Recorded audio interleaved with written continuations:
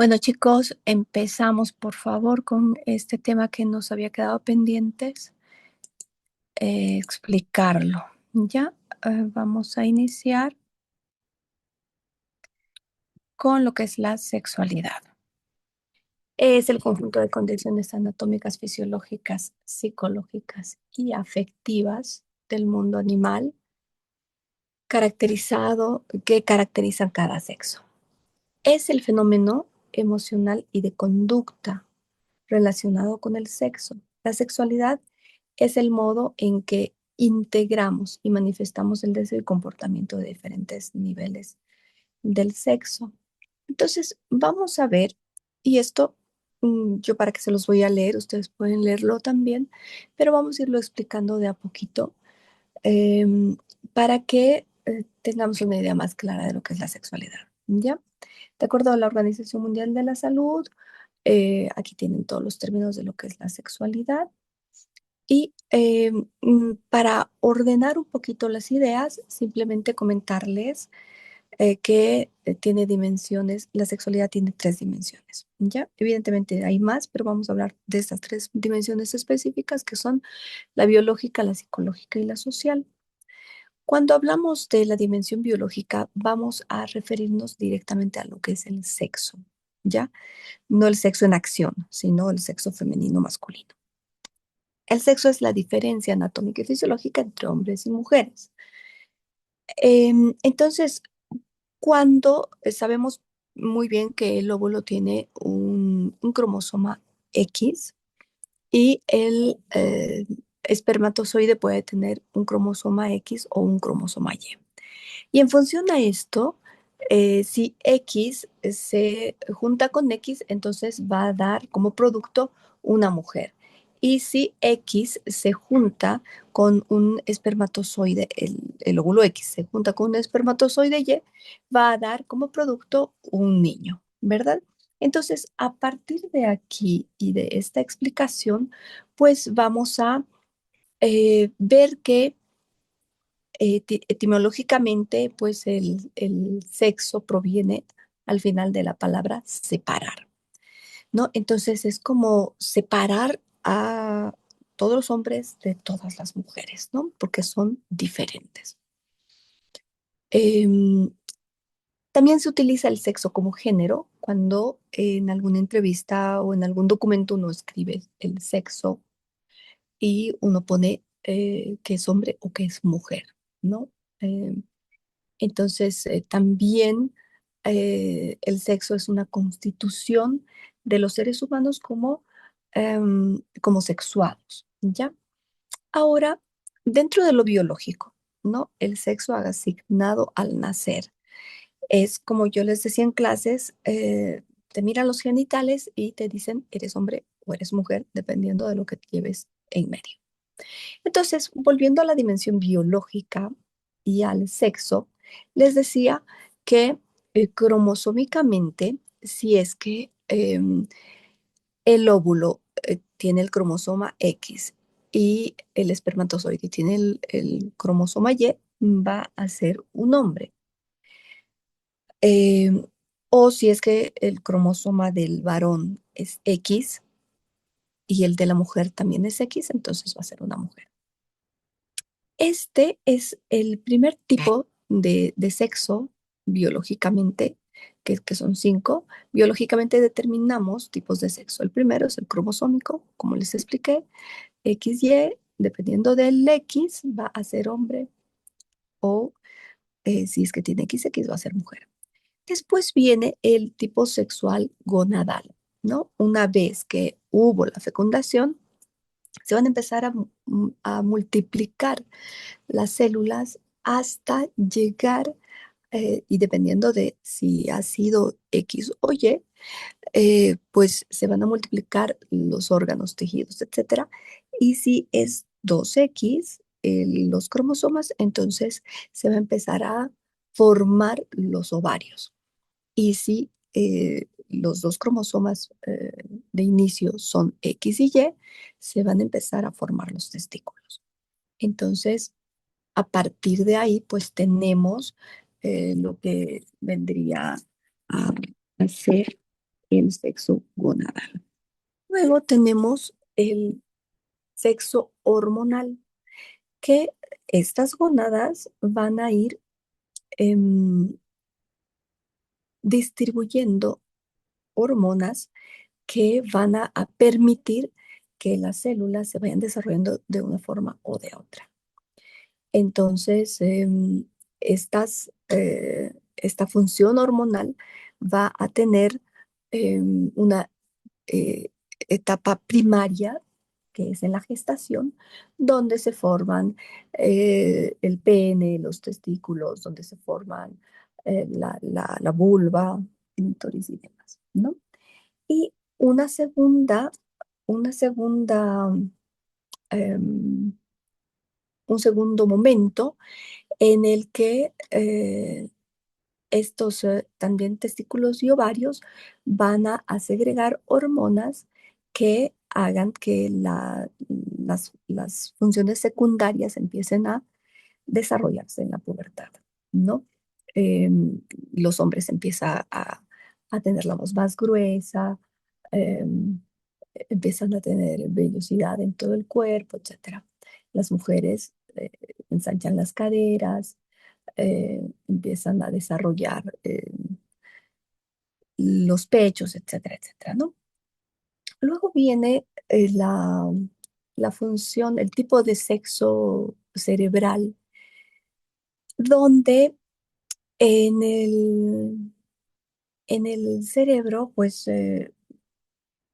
van a desarrollarse otro tipo de células.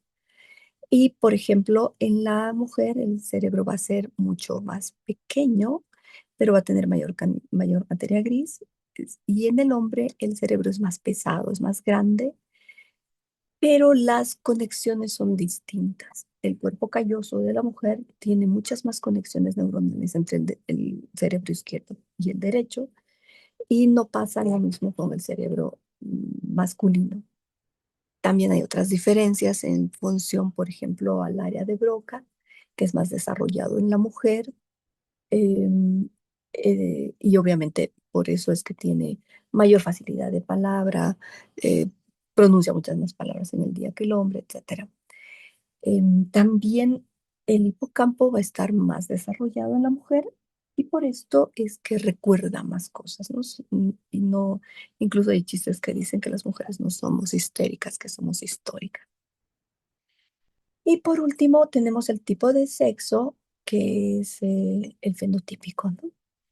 El genotípico va a ser el cromosómico, porque no se lo ve, porque está dentro, pero establece que si es niño o niña.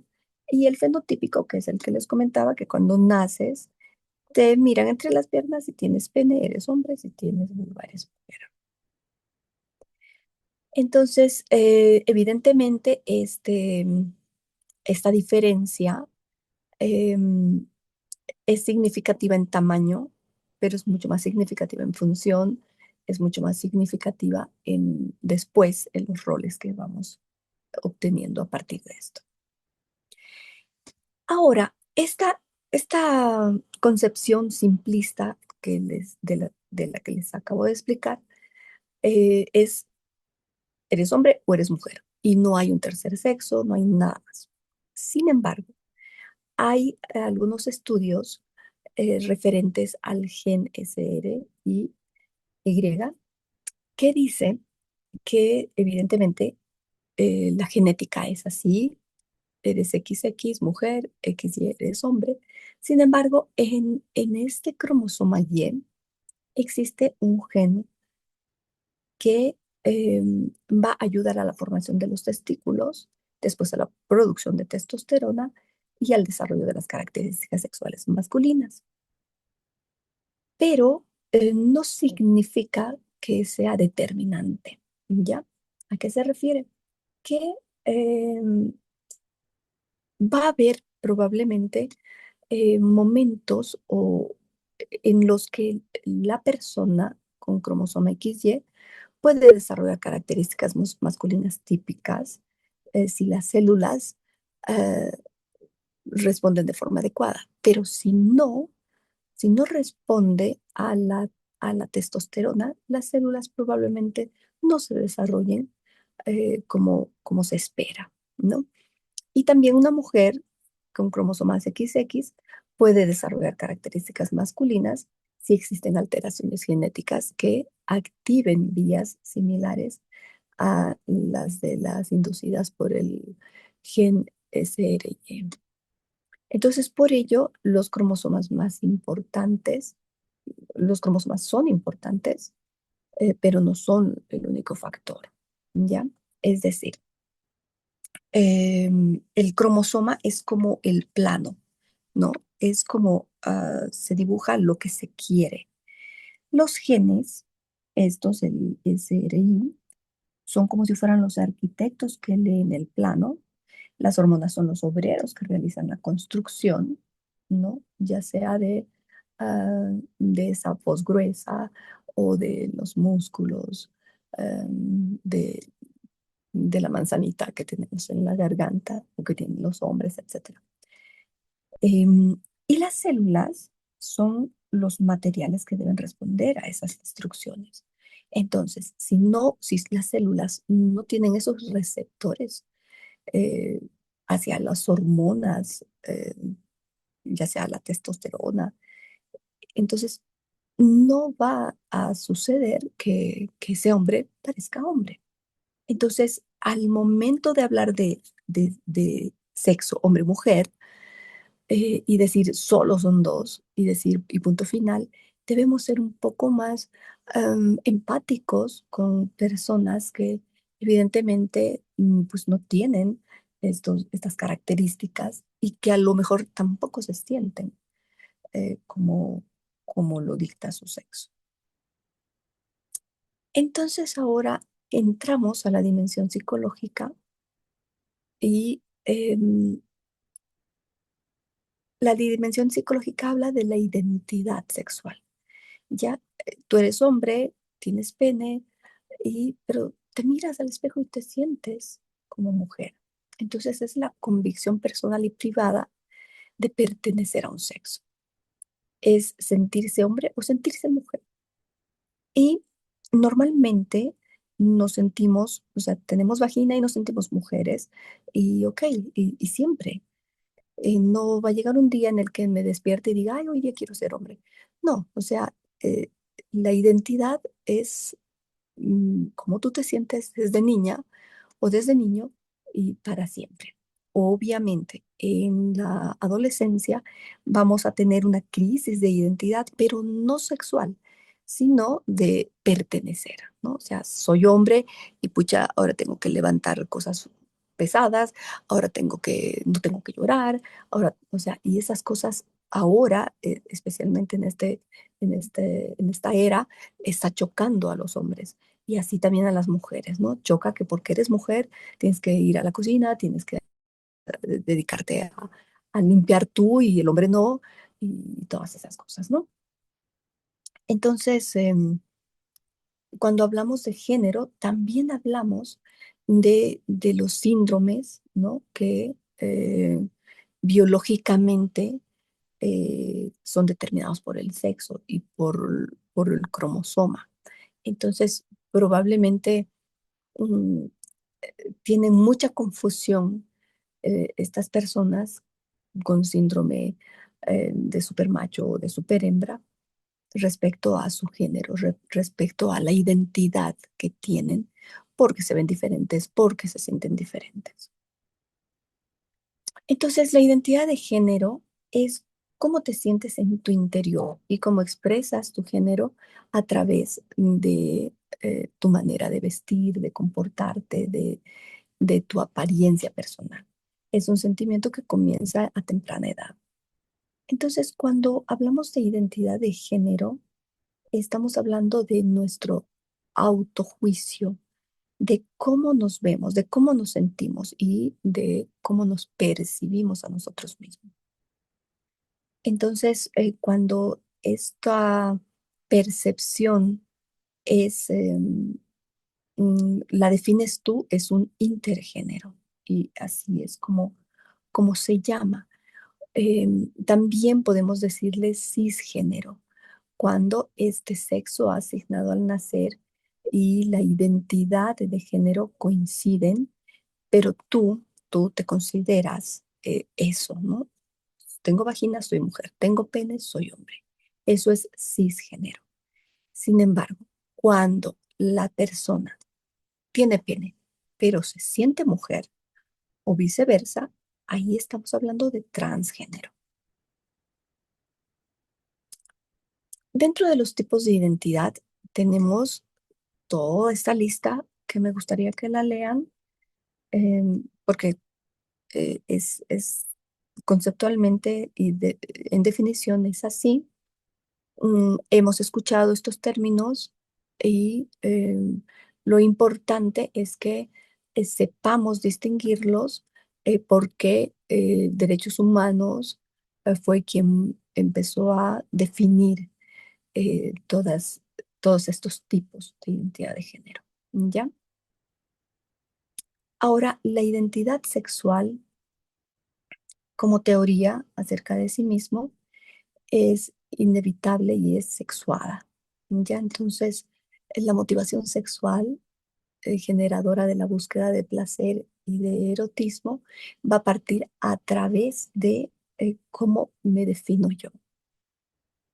Esto es muy importante porque si yo me defino como mujer y me siento mujer y soy muy femenina, entonces probablemente no tenga ningún problema a la hora de vivir mi sexualidad y lo propio con los hombres. Pero pasa que cuando las mujeres ah, son mujeres, tienen vulva, pero se sienten hombres o les gustan las mujeres, entonces especialmente en los primeros años de vida, pues van a ser muy, muy difíciles, muy confusos y especialmente en la adolescencia, donde uno busca su identidad, pues va a ser mucho más doloroso, mucho más solitario este proceso, hasta que logra definirse o logra decir ya, soy esto y punto, y enfrentarse a la sociedad. Entonces ahí vivirá su sexualidad de otras formas, dependiendo de sus valores, de la ética, del cómo la han criado, si es más tradicional o es más, pues, con mucha más libertad, ¿no? Entonces, la identidad sexual va a permitir a la persona, especialmente durante la adolescencia, tener muchos pensamientos, sentimientos, deseos, eh, a veces dirigidos a la sexualidad, a su sexualidad, o a veces cohibidos también. Entonces, cuando hablamos de los tipos de orientación sexual, también tenemos un montón. Em, los más conocidos son la heterosexualidad, la homosexualidad, em, pero existen más, ¿no? La heterosexualidad, como ya sabemos, es que nos gusta o que nos atrae el sexo contrario exclusivamente. La homosexualidad nos atrae personas de nuestro mismo sexo.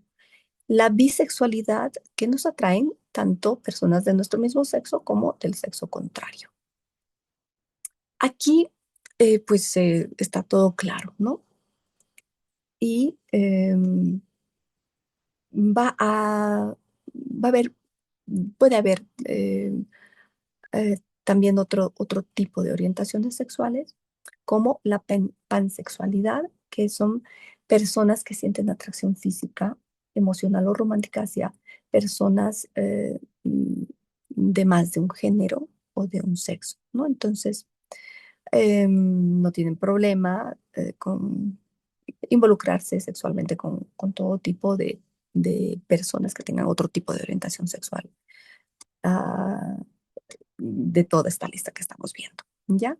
La light sexualidad es la atracción hacia otras personas, pero no siente la necesidad de ser correspondida, ¿no? Es decir, me gustan las mujeres, yo soy mujer y me gustan las mujeres, pues no me importa si me hacen caso o no me hacen caso, igual yo las miro, igual las deseo, igual eh, las busco, si me corresponden bien, si no me corresponden tampoco es problema.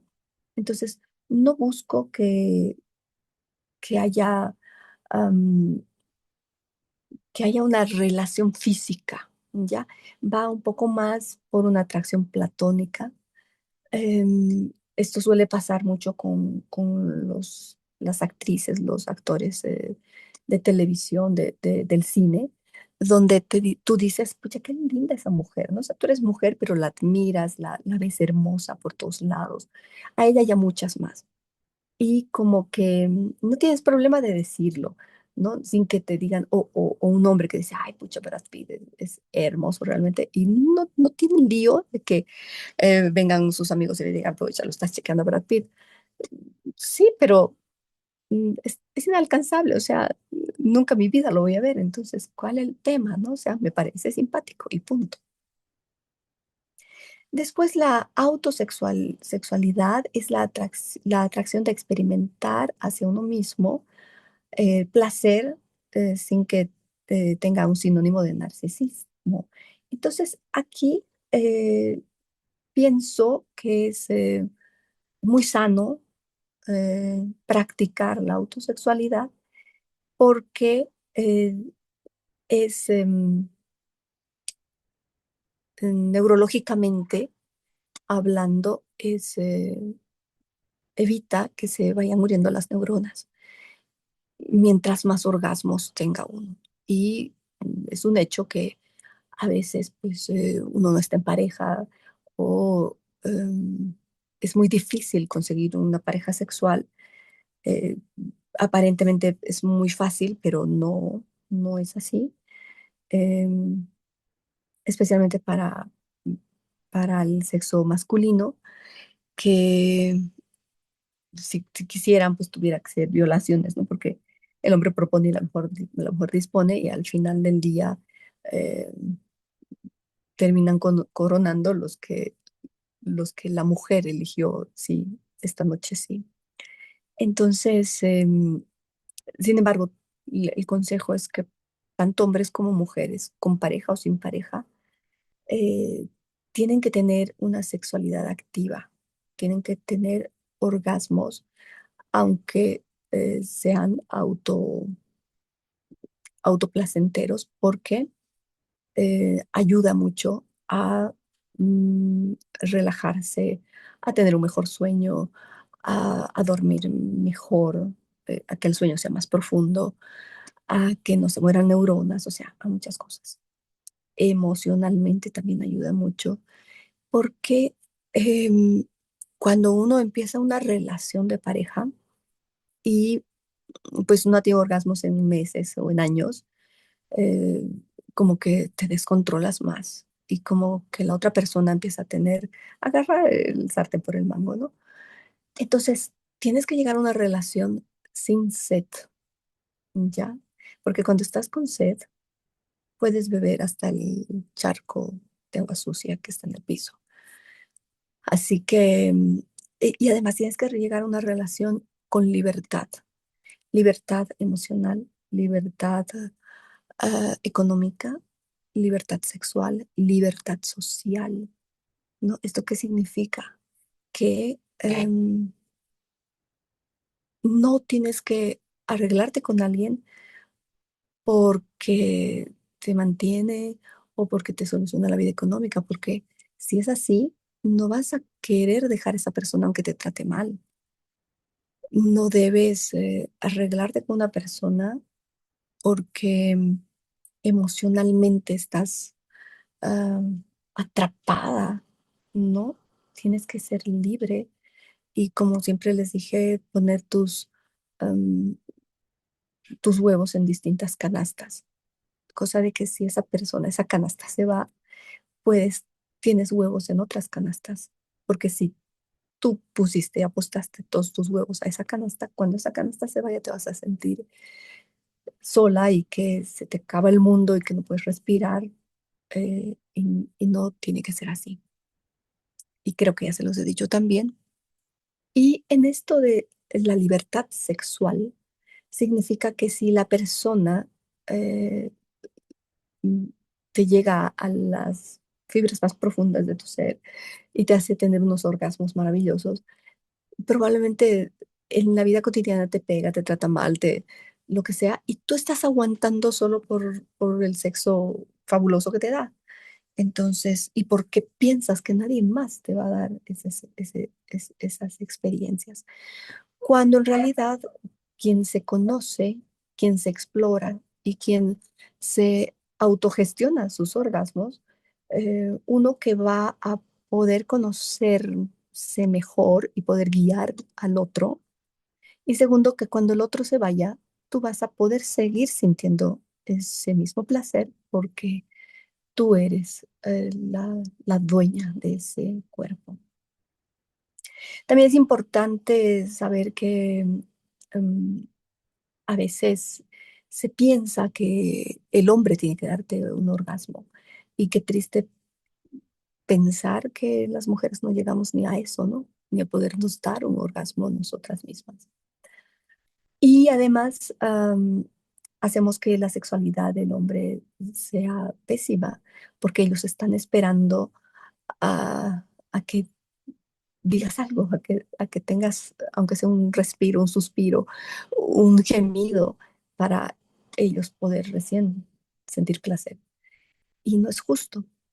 Cada quien debe darse el placer, incluso si la relación es de dos, tú no esperar que el hombre te dé eh, el orgasmo, puedes hacerlo tú misma. Y la relación va a ser mucho más placentera para ambos. Ahora, respecto a la androsexualidad, este concepto sirve para que puedan identificarse con él las personas que experimentan su sexualidad sin saber en qué categoría identificarse y o sin sentir la necesidad de clasificarse en ninguna categoría. ¿Ya? Y la asexualidad pone nombre a la falta de atracción sexual, ¿no? Simplemente estás en el mundo y te olvidas de esa parte que es importante para la salud mental también. No, otra cosa que me olvidaba cuando hablamos de siempre estar por lo menos 2 veces a la semana, por lo menos, si no es todos los días, tener un orgasmo por salud mental, ¿ya? Bien, ahora vamos a hablar de la dimensión social. La dimensión social tiene que ver con las expectativas que tiene la sociedad acerca del comportamiento de hombres y de mujeres. Aquí hablamos de género, ¿ya? Y el género eh, es en función a lo que se espera de ti. Naciste con vulva, limpias, cocinas, te encargas de los niños, etcétera, ¿no? Naciste hombre, te encargas de cortar el pasto, de pintar la casa, de mover los muebles, de hacer trabajos que necesitan más fuerza, etcétera, ¿no? Entonces, los roles de género son siempre en función a lo que se espera de nosotros. Entonces, hablamos de cómo nos vestimos, de cómo nos arreglamos, de qué comportamiento tenemos en función al sexo, quién va encima, quién domina, quién dice eh, qué pose vamos a tener hoy, ¿no? Entonces, y ha habido mucho tabú para hablar de esto. Sin embargo, si una mujer se mueve mejor, ya el hombre está, ¿y dónde has aprendido? ¿Y con quién has aprendido? Son cosas que ya no deberían ser así, ¿ya? Que si las mujeres usan rosa, que si los hombres usan solo celeste, exclusivamente celeste. Entonces, cada sociedad, cada grupo étnico y cada cultura tiene expectativas en relación al género, dependiendo de la época e incluso en la misma época dependiendo del contexto, ¿no? Dependiendo de la época, por ejemplo, em, Antes era mal visto que una mujer tenga un hijo sin haberse casado. Y no, pues se tenía que ir a otra ciudad a dar a luz. Y sin embargo ahora pues es normal, ¿no? Y es más, a mucha honra, ¿no? Estamos criando solas a nuestros hijos. Otra expectativa social es que aunque sea la misma época, por ejemplo, que aquí estén saludándose entre hombres con beso, pues se ve mal. Sin embargo, cuando tú te vas a la Argentina, ves que es completamente normal que entre hombres se saluden con beso. Ahora, respecto a la motivación sexual, lo conocemos como líbido, que es un impulso sexual general, generado y que genera un deseo para la actividad sexual. Esta motivación está determinada por factores biológicos, psicológicos y sociales, y todo lo que viene lo leen, por favor, pues se nos está por acabar el tiempo. Los estereotipos de género que ya les he hablado, ¿no? Que deberíamos, eh, que hablamos además del sexismo, que es cuando una persona em, trata mal o de manera desigual a otra solamente porque es hombre o porque es mujer, ¿no? Esto se daba mucho antes, mucho más en los trabajos, em, y aún todavía tenemos algo así, ¿no? Por ejemplo, en las provincias, la primera concejal tendría que ser mujer y ponen a una mujer en las elecciones, pero a la hora de otorgarle el trabajo o simplemente no se lo dan o le dan solo 2 años y después 2 años a un hombre, siendo que todos han votado por ella. Después tenemos los comportamientos domésticos, todo lo que les decía, ¿no? Que porque eres mujer tienes que planchar, que porque eres hombre tienes que jugar fútbol, como las mujeres van a jugar fútbol. Por suerte, todas esas cosas están empezando a desaparecer. Ahora hablamos de los estereotipos de género. Cuando hay una hiperfeminidad, donde hay una exageración de los comportamientos femeninos, ¿no? O sea, demasiado rosa, demasiado femenina, o cuando los estereotipos son hipermasculinizados, ¿no? Y si se fijan ahorita, todos están a full gym, o sea, todos los hombres al gimnasio, todos los hombres con mucha barba y haciéndose crecer y poniéndose hasta piroxil y no sé qué tantas cosas en la cara para que crezca cabello, para que tengan esa forma más masculina de apariencia, ¿no? Después aquí tenemos varios términos, ya habíamos hablado del sexismo, discriminación, heterosexismo, donde se dice como que fuera superior una persona que es heterosexual, y el machismo donde el hombre es el que domina y la mujer debería ser la sumisa. Hablamos también de la homofobia, donde hay rechazo total hacia los homosexuales. Esto también está desapareciendo por suerte. Y ahora quisiera hablarles de la hipersexualización, que son comportamientos que la sociedad está imponiendo últimamente con las redes sociales, donde hay mucha publicidad en el entorno al sexo y donde la mujer es como más, se la cosifica y es eh, como que tiene que estar siempre sexualizada, ¿no? Ya sea en publicidad e incluso las mismas mamás están hipersexualizando a los niños, haciendo que mm, usen maquillaje más de niñas, desde niñas, haciendo que se vistan como ellas, pero ya, digamos que esto pasa. Sin embargo, que una niña se vista así no es culpa de la niña, es culpa de los papás. Y ya vamos a, a ejemplos que ya no tienen nombre, ¿no? Y después provocan esto, ¿no? O sea, los niños están en otra, están bailando, pero las niñas ya se están pasando de la raya, ¿no? Entonces, una niña debe vestirse así y no como se muestra a la derecha. ¿Por qué? Y esto tiene mucho que ver, chicos, con esta explosión del feminismo que mujer, mujer, libérate, ya está bien salir de casa, está bien dejar de hacer trabajos o que solo nosotras hagamos el trabajo del hogar, está bien profesionalizarnos y que ambos contribuyamos a la casa y que ambos también limpiemos la casa y todo está perfecto. Pero la mujer en su intento de querer igualar al hombre en funciones que solo eran de hombres, el hombre dijo, ya, ok. Entonces, y como que se hicieron a los que les dejaron que lleguen a estas esferas laborales, pero a cambio, porque antes en la esfera privada, en la esfera del hogar, la mujer estaba bien tapada, estaba bien cubierta y solo la veía el esposo. Sin embargo, a partir de esta explosión de nos vamos a las esferas laborales, el hombre dijo, bueno, quieren salir, entonces salgan y muéstrense, pues, pero muéstrense todo. Entonces, y según las mujeres, ellas fueron las que, y si queremos, nos descubrimos el escote, pero no fue tan así, ¿no?